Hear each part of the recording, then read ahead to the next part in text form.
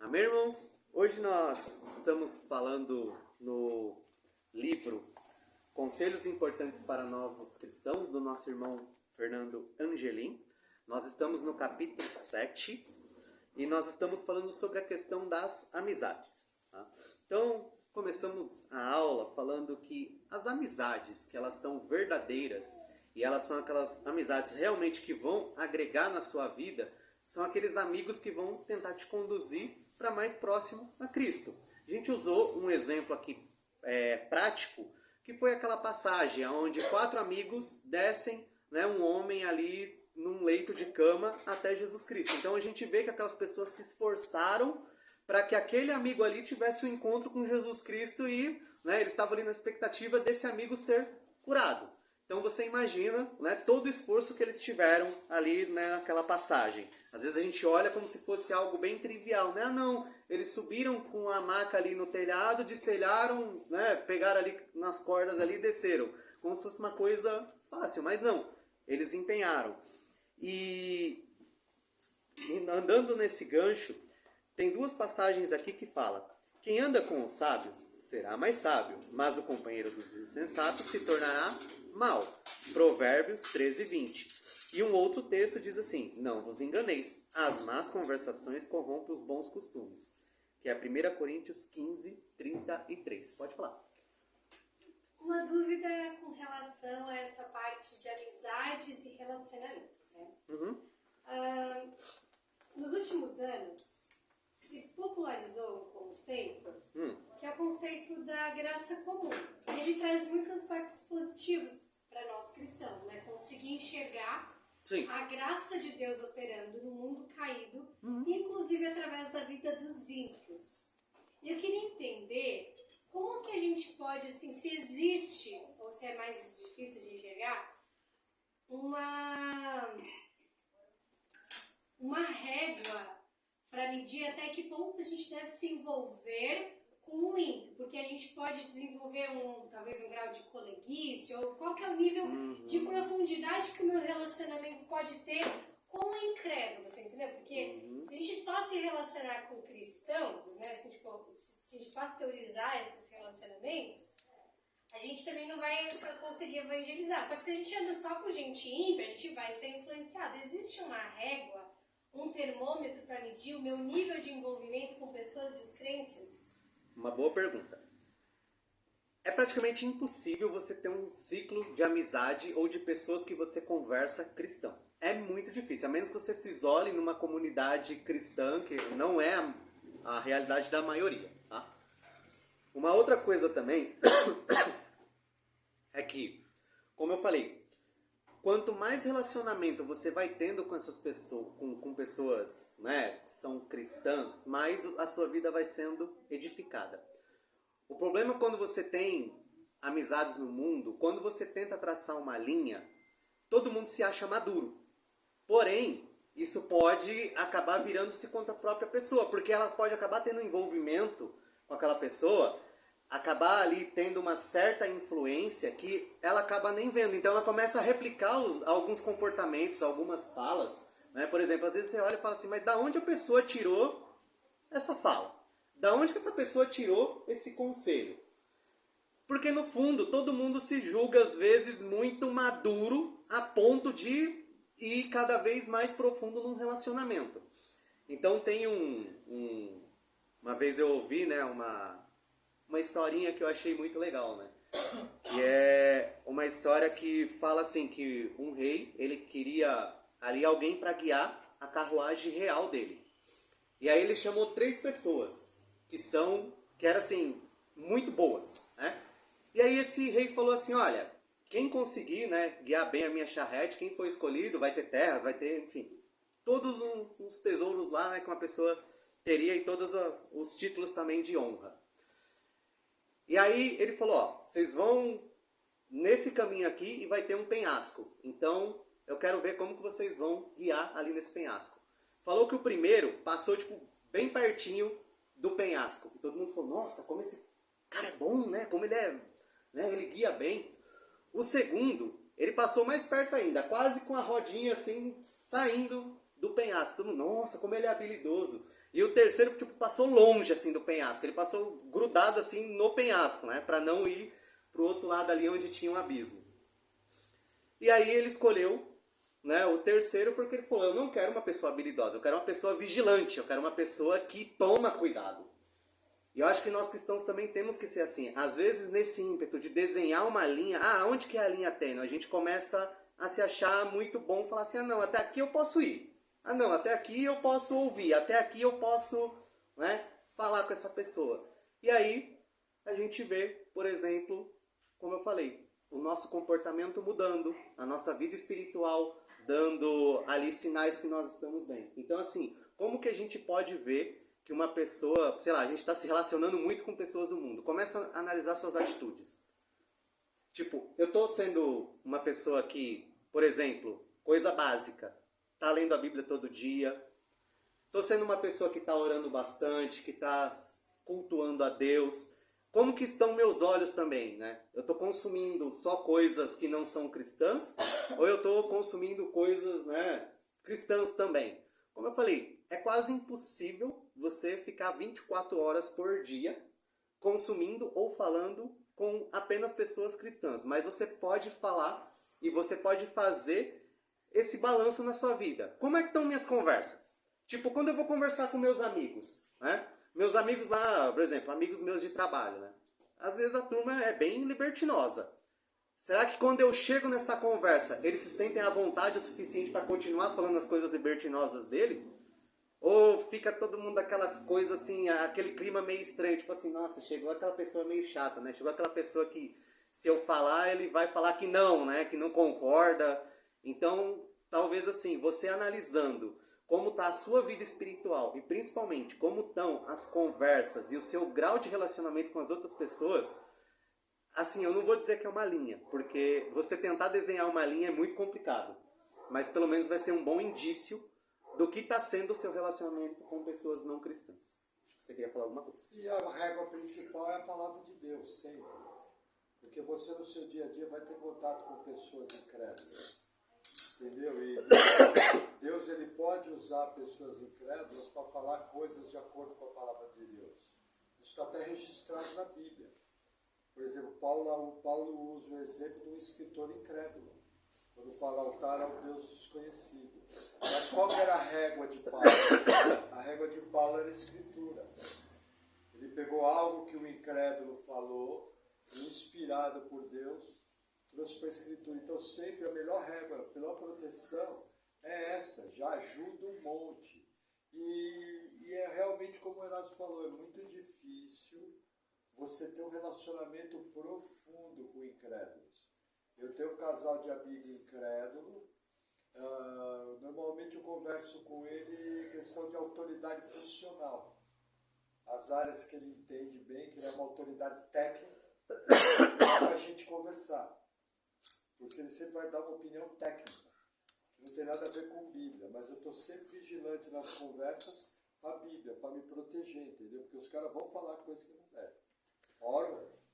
Continuando aqui no terceiro parágrafo, da página ainda 105, ambos os textos chamam a atenção. Eu não ouvi, qual foi contratado dos cocheiros? O último. Porque passou mais longe, porque ele, entre aspas, ele foi o que levou mais insegurança. Então a palavra, a grande, vamos dizer assim, sacada. Lição de moral é: você não tem que ser habilidoso e você não tem que se subestimar, você tem que ser seguro, vigilante e seguro. Você tinha falado que foi ele? Sim. Vai, terceiro. Que legal. Ambos os textos chamam a atenção sobre a influência das companhias para moldar o caráter.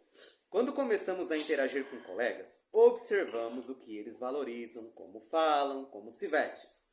Somos mesmo que involuntariamente conduzidos a nos adaptar àquele estilo de vida para conseguirmos a aceitação do grupo. Aqui é bem importante essa parte. Nesse processo, vários caminhos serão ofertados com a promessa de encontrar a felicidade, entre aspas. Alguns valorizarão a popularidade, crendo quanto mais famosos forem, mais felizes. Outros buscarão sua satisfação em prazeres que podem desfrutar o próprio corpo, como drogas ilícitas, festas, álcool. Alguns que dirão que o ser humano deve conseguir satisfazer sexualmente, consequentemente encontrará a sua alegria. É bem interessante porque tudo isso aqui, basicamente, a internet ela oferece.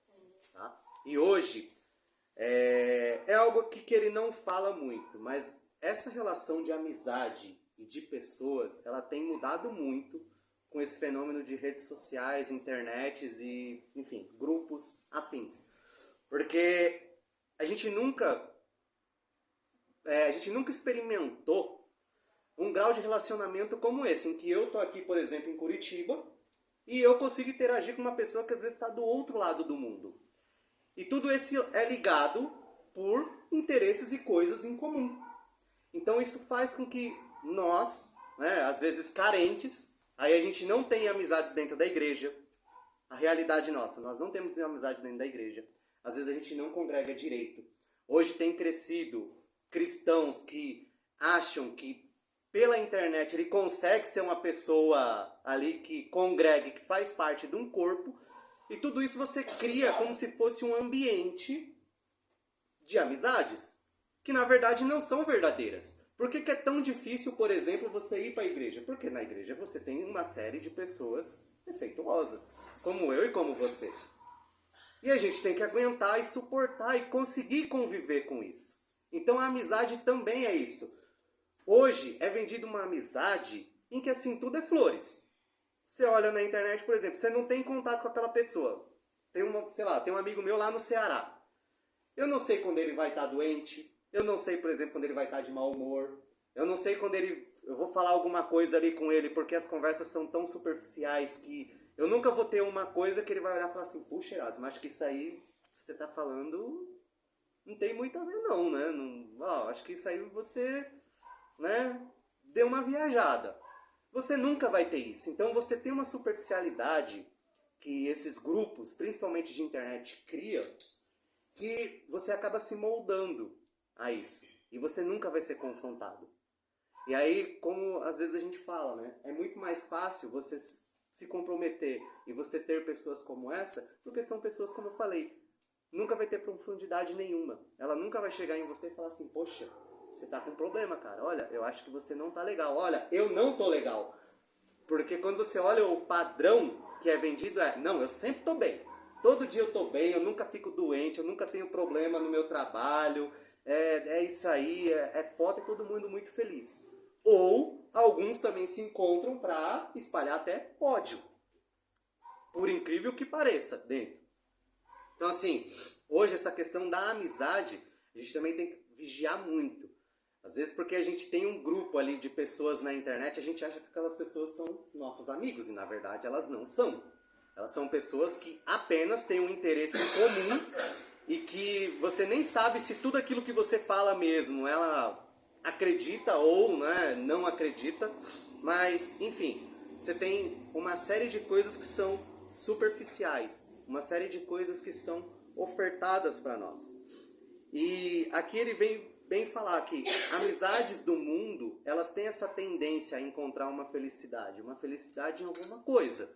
Então aqui ele dá alguns exemplos aqui como álcool, como festas, coisas ilícitas, ou seja, pecaminosidades aí da nossa carne, né?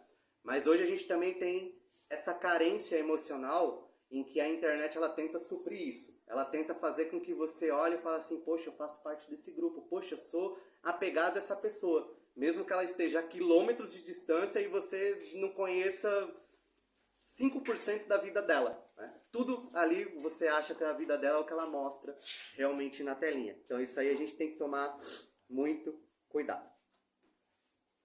Continuando ali, bem no meio da página 106, no meio não, desculpa, ali mais ou menos um terço ali para cima. Outros mais, alguém pode ler, por gentileza? Começa em outros mais buscarão a riqueza até no mundo. Outros mais buscarão a riqueza material por crerem que quanto mais bens materiais tiverem, seguramente alcançarão a plena satisfação.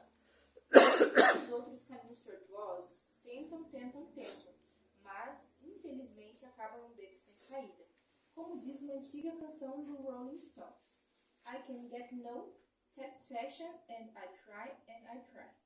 Eu não consigo ter satisfação. Eu tento, mas não consigo ficar satisfeito. C.S. Lewis, um famoso escritor que era ateu e foi convertido a Cristo, disse uma frase curiosa sobre o assunto. Se eu encontro em mim um desejo que nenhuma experiência nesse mundo possa satisfazer, a explicação mais provável é que eu fui feito para um outro mundo. Então, isso expressa muito bem. Apesar dele não falar, né, nessa questão da internet, essa satisfação que a gente procura e essa carência que a gente procura, principalmente em redes sociais, é o que ela se propõe a preencher em nós. Como eu falei, você está contra uma máquina, um algoritmo. E o algoritmo, infelizmente, ele te molda e ele te conhece muito bem. Né? Nós trabalhamos com essa área de programação, a gente fala que é uma análise preditiva. O que é uma análise preditiva?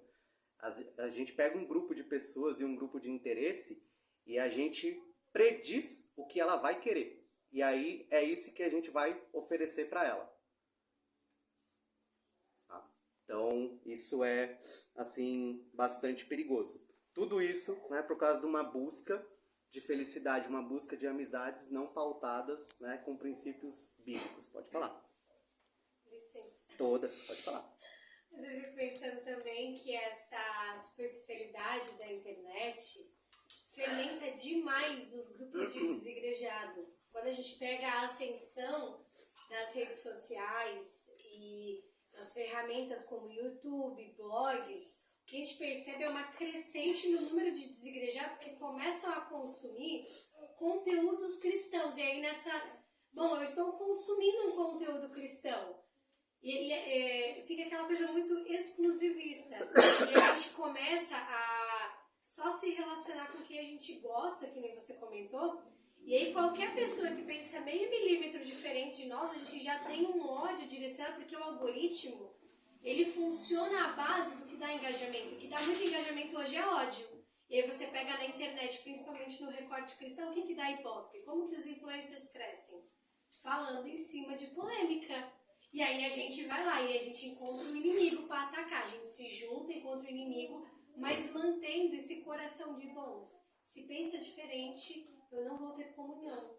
E aí o movimento de desigrejados só cresce, né? A gente percebe o recorte dos últimos 5 anos. Cada vez mais cristãos consumindo conteúdo na internet. A gente tem alunas, por exemplo, na Academia Teológica, vários comentários. A gente não disponibiliza, mas é muito difícil ter amizade na igreja. Então eu parei de ir pra igreja, eu congrego, aí começa a coisa do culto familiar, que era uma coisa boa.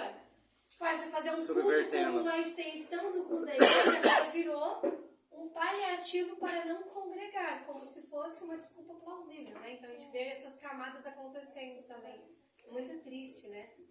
Então você vê como essa questão de amizade ela é importante.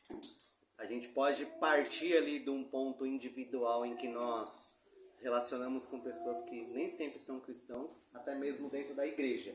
A gente pode se afastar de uma igreja falando, porque, enfim, né, aquela igreja ali está toda problemática, toda cheia de problema, eu não consigo me relacionar com ninguém de lá, sendo que, na verdade, a Bíblia fala ao contrário. E você sempre vê os apóstolos e o Novo Testamento falando ao contrário. Né? No sentido assim, se tem um problema, vamos corrigir. Se o irmão tem alguma coisa, vamos falar. Pode perguntar, Nádia. Acho que você queria falar alguma coisa ou comentar. Porque eu convivo com algumas pessoas que às vezes falam coisas assim. Fala mais alto para sair o microfone. Tá, desculpa. É que eu já vi pessoas que pensam desse mesmo jeito e que nada mais é do que meio que jogar a culpa no outro. Porque o outro não presta, então eu vou deixar de ir para a igreja por causa do outro, não por mim. Tipo, o outro não presta, mas e eu? Eu não presto, eu sou pecador. Não, mas é mais fácil eu colocar a culpa no outro e dizer que o outro não presta, e dizer que eu estou tentando ser santo aqui na minha casa, não precisando ir para a igreja, dizendo que eu estou mantendo uma comunhão para querer passar aquele pano para dizer, não, eu estou certo, entende? É meio que uma questão de egocentrismo também. E de você querer não reconhecer tua culpa e querer dizer, não, mas o outro ali tá fazendo coisa errada. Tipo, sendo que você... Só o outro peca. Só o outro peca. Tipo, você não tá vendo ali quem devia dar exemplo? Você tá vendo fulano de tal, que é, né, os irmãos da igreja? Então, tipo assim, isso é muito comum, muito comum. Eu sempre tive, meu primeiro pastor ensinou um princípio que eu trago para a minha vida. Eu e minha esposa sempre procuramos andar com pessoas que desafiavam nossa fé. buscavam mais santidade, buscavam mais jejum, buscavam mais oração, buscavam mais leitura bíblica, buscavam congregar mais, sempre me levavam a me esticar. Até hoje esse é o meu padrão, entendeu? E eu percebo que em 25 anos foi muito saudável. Nós temos que buscar andar com pessoas que nos aproximam de Cristo. Porque entende uma coisa, ele ensinava isso, ou você influencia, ou você é influenciado. Entendeu? E na vida cristã não tem escaparado. Ou você está amadurecendo, ou você está andando para trás. Não tem parado. Isso não existe na vida cristã. A gente sempre vê as histórias bíblicas com os dois pontos. Acho que é um padrão importante, senhor. Amém. Obrigado, professor. Página 120, tá? Vamos Agora nós vamos dar aquele salto quântico. Aquele salto quântico. É porque o professor falou que o miolo é muito denso, tem que dar uma outra aula separada, entendeu? Então não dá pra dar um miolo porque vai dar pano. Esse aqui já vai dar pano pra manga, tá? Mas eu vou tentar em 15 minutos. Irmão, você tá certo fazer isso, irmão. 120. Observe o mundo com a lente das escrituras, trabalho. Alguém pode ler, por gentileza, o primeiro parágrafo? Algumas pessoas pensam que o trabalho existe apenas como consequência da queda, por isso pensam nele como algo ruim. Porém, é importante destacar que o próprio Deus trabalhou na obra da criação, Gênesis 2:2. Adão já tinha suas tarefas mesmo antes da queda. Ele deveria gerenciar e cultivar o jardim do Éden e dar um nome para os animais, Gênesis 2:20. Amém. Depois da queda, o trabalho ficou mais pesado e custoso para o homem. No suor do teu rosto comerás o teu pão. Porém, o trabalho em si não é ruim. O apóstolo Paulo trabalhou construindo tendas, Atos 18:3. E as escrituras condenam a preguiça. Pois essa sim é um pecado, como vemos em Provérbios 6, do 6 ao 11. Tá? E aí ele vai falar aqui. Vai ter com a formiga, ó preguiçoso. Considera os teus caminhos e ser sábio. Não tendo ela chefe, nem oficial, nem comandante no estio, prepara o seu pão na cega e ajunta seu mantimento. Ó preguiçoso, até quando ficarás deitado? Quando te levantarás do teu sono? Um pouco para dormir, um pouco para toscanejar, um pouco para encruzar os braços em repouso. Assim sobreviverá a tua pobreza como um ladrão e a tua necessidade como um homem armado. Então, um dos adentos que eu vou começar aqui é que a nossa igreja ela não vê problema, por exemplo, de mulheres trabalhando ou no mercado de trabalho. Tá? Existem algumas igrejas que defendem, né, uma outra posição.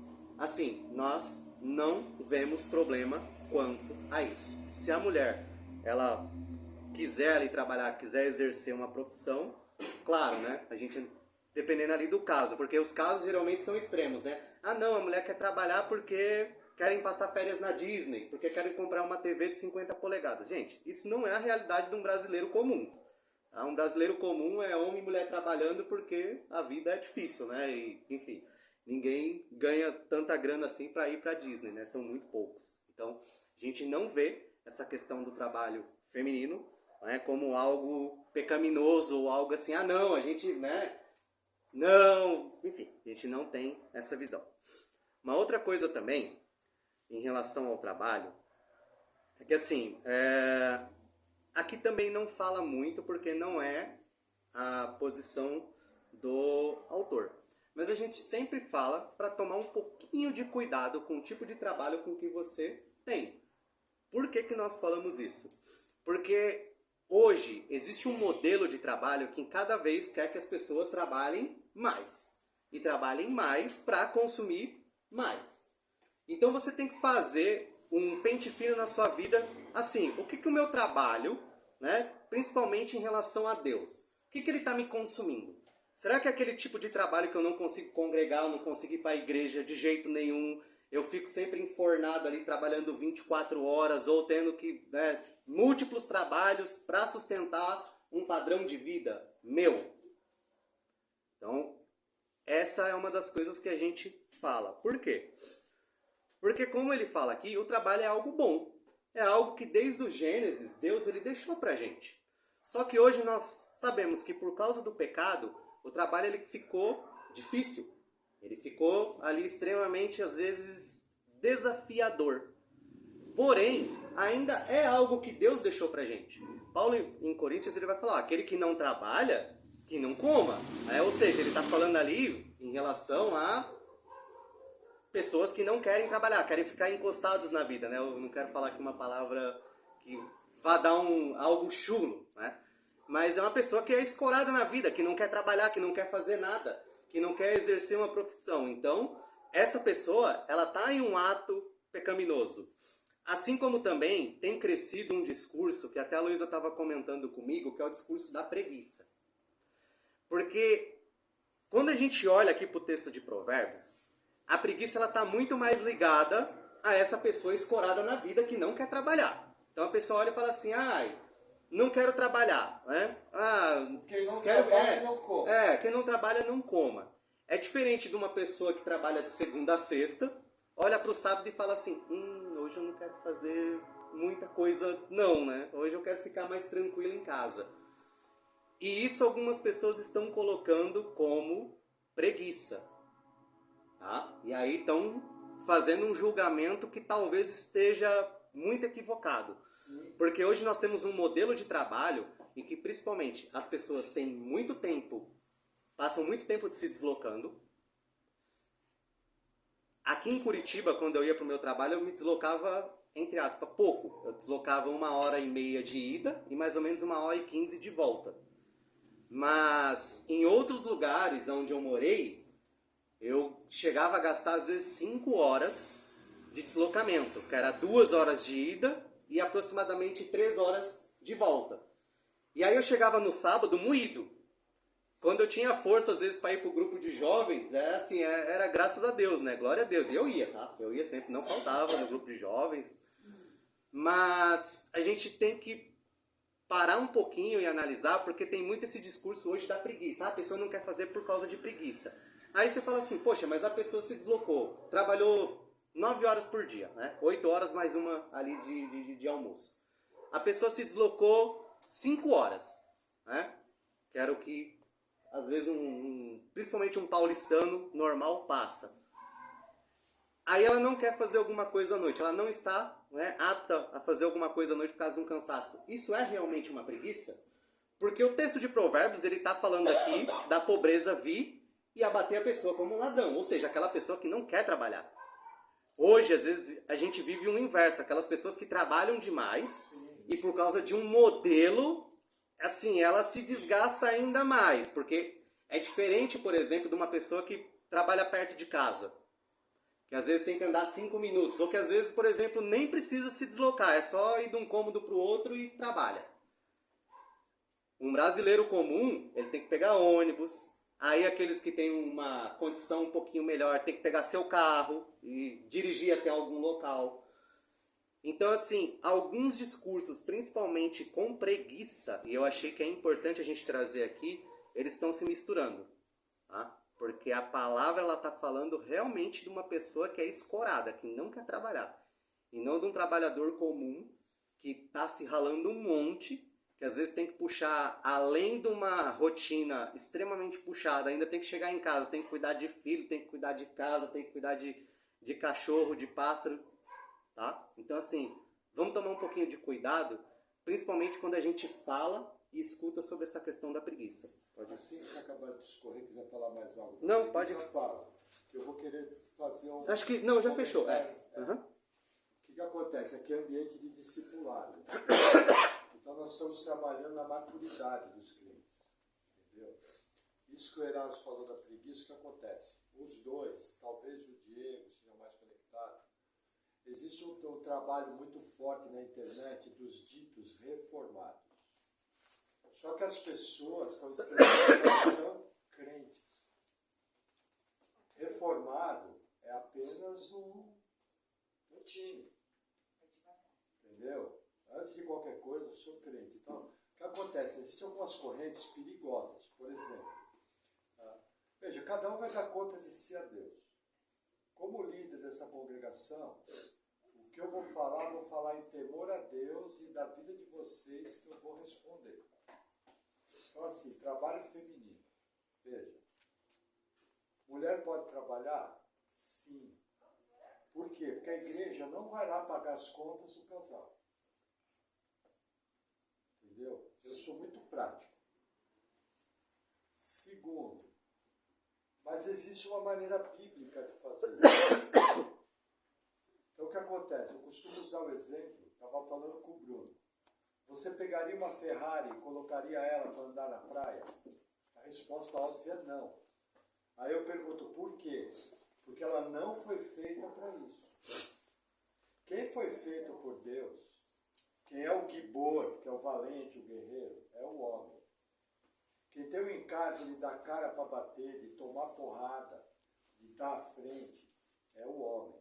Porém, quando nós analisamos a mulher de Provérbios, ela é uma mulher, como eu costumo dizer, do reteté, canelinha de fogo. Entendeu? Uma mulher virtuosa.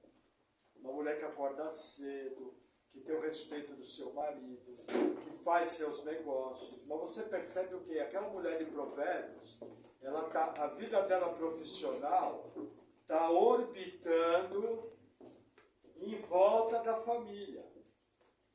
Isso é um princípio extremamente importante. Por quê? Porque o trabalho da mulher, ele tem que orbitar em volta da família.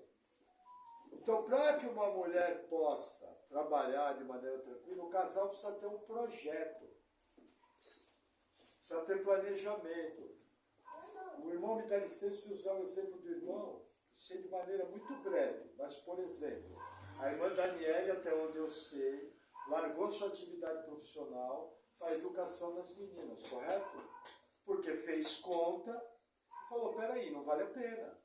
Estou trocando 6 meia-dúzia e estou deixando de cuidar dos meus filhos. Isso é uma coisa extremamente válida. Por quê? Porque é um tempo que nunca mais volta. Então, assim, o que nós entendemos como modelo ideal? O casal ali se conhece, os dois estão no mundo corporativo. É hora de trabalhar, é hora de guardar dinheiro, é hora de ganhar dinheiro para guardar. Entrou no projeto de casamento. Não vai ter filho muito rápido. Não vai também deixar o filho criar um barbão, mas vai haver um período em que o casal vai entender, é que nem a questão do número de filhos. Nós entendemos que o planejamento familiar é dado pelo Espírito Santo. Nós entendemos que a terra já está cheia. Então, quem vai dizer quantos filhos tem que ter é o Espírito Santo. Então, duas coisas são importantes. Nem os modismos reformados que diz que tem que ter um monte de filho, eu creio que são válidos. E nem aquela história de você perguntar para Mamon, o Deus do dinheiro, quantos filhos você tem que ter. Você tem que perguntar para Deus, Senhor, o seu projeto para nós como família, qual é? Entendeu? Porque as pessoas caem nos dois extremos. Eu não quero ter filho porque gasta muito dinheiro, eu quero ter um só. Ou não, eu sou crente, eu tenho que ter uma renca. Entendeu? Se a pessoa pensa assim, é problema dela. Tranquilo. Nós temos que respeitar. Nós somos protestantes. Entendeu? Tem que respeitar o irmão que pensa diferente. Mesma coisa o trabalho. O casal contraiu matrimônio e está no projeto de vida. Guarda dinheiro. Para quê? Bom, quando eu resolver ter filho, eu vou poder me dar o luxo de ficar sem trabalhar 5 anos. Até a criança ir para a escola. Porque nós também, como igreja, não entendemos que o homeschooling, que é o ensino em casa, seja a única maneira viável de educar filho. Porque a grande realidade dos crentes brasileiros, se ele conseguir mandar o filho para o colégio público, ele já está feliz da vida. Eu acharia a coisa mais linda estudar no colégio cristão, se a igreja pagar. Já que a igreja indica tanto, pega o dízimo dos irmãos e paga a matrícula. E paga a mensalidade. Entendeu? Então é uma atitude, eu acho que imprudente você trazer um peso sobre o crente num país onde já se ganha pouco e trabalha muito. Entendeu? Agora, o que nós cobramos do crente? Ó, você vai para a escola. Então a sua mulher tem que ter um trabalho compatível, primeiro, onde ela não se mate, ela é uma Ferrari. Ferrari só anda em asfalto lisinho. Só com gasolina azul. Entendeu? Então ela tem que ter um trabalho compatível. Por exemplo, minhas filhas eu unidei, olha, eu acho bom vocês desenvolverem uma carreira onde vocês podem ter um escritório em casa. Só que nem todo mundo teve essa graça de nascer num lar cristão. Suas filhas agora têm. É hora de implantar isso. Vocês, quando tiverem filhos, vão ter. É hora de implantar. Luiz e Erasmo vão ter, entendeu? Eu já tive essa graça 25 anos atrás. Entendeu? Então a mulher ela pode produzir, ela pode ter um trabalho para complemento de renda. O marido vai à frente, o marido toma porrada, rala os joelhos, rala o cotovelo, abre supercílio, mas ele foi preparado para isso. Existe uma unção. O que é unção? Capacitação de Deus para um propósito, para fazer isso. Então, assim, é nosso papel tomar muito cuidado de não trazer um peso desnecessário para as pessoas. O que as outras igrejas pensam é problema dos pastores das outras igrejas. Entendeu? O problema nosso é tentar viver o mais próximo da realidade bíblica, dentro de uma realidade extremamente difícil de um país pobre como o Brasil. Entendeu? Então, assim, com certeza uma hora vocês vão querer um conselho, mas eu acho que essa opinião fica registrada até nas aulas da igreja para ver o norte. E dentro disso você faz melhorias, que é como o Erasmo falou. Você chega às 6 horas da manhã no ponto de ônibus, está cheio de mulher esperando o ônibus. Porque normalmente quem vai trabalhar de carro é o marido. Aí a mulher pega 2 horas de ônibus para ir, não precisa muito. 1h30 de ônibus para ir, 1h30 para voltar. Sabe o que isso representa? 2 dias a mais de trabalho no ônibus. Quer dizer, em vez de trabalhar 5, ela trabalha 7. Só que 2 deles passam no ônibus. Percebe o bom senso que eu tenho que ter? Por exemplo, eu conheço mulheres cristãs que encontraram a fazer em casa, vender produtos, prestar um serviço terceirizado, um homeschooling, ou arrumou um emprego como recepcionista de um dentista, de um consultório médico meio período, do ladinho de casa, ou foi cuidar de criança, dos irmãos. Porque às vezes, veja, quando a gente trabalha, não é o que ganha bruto, é o que sobra limpo. Esse é um erro na vida das pessoas. A pessoa às vezes sai para ganhar R$2.500. R$2.500 são R$32.500 no final do ano. Mais as férias. Dá 35 mil. Quase. É um bom dinheiro. Só que a pessoa sai para ganhar 35 mil e gasta 31. Então ela ganhou 4. E vendeu a vida para Mamon. Vendeu a vida para o Deus do dinheiro. E a Bíblia fala, você não pode adorar o dinheiro, a Mamon e a Jesus. Então, assim, muita sabedoria, muito discernimento, caneta e papel na mão, fazer conta, buscar conselho sábio. Quando vocês escolheram congregar aqui, ninguém foi obrigado. Então você tem pastor, é para incomodar o cara mesmo. Porque é papel dele te orientar de maneira bíblica. Temos diácono também capacitado para orientar. Entendeu? E aí, com bom senso, debaixo de oração e jejum, debaixo de princípio bíblico, aí você vai, vindo do Espírito Santo, ter uma estratégia correta de ação. E não vai errar. Amém? Amém. Até hoje, no que nós entendemos, essa é a nossa visão. A tendência dela é ser aperfeiçoada. Amém? Amém. Pode encerrar a aula e desligar.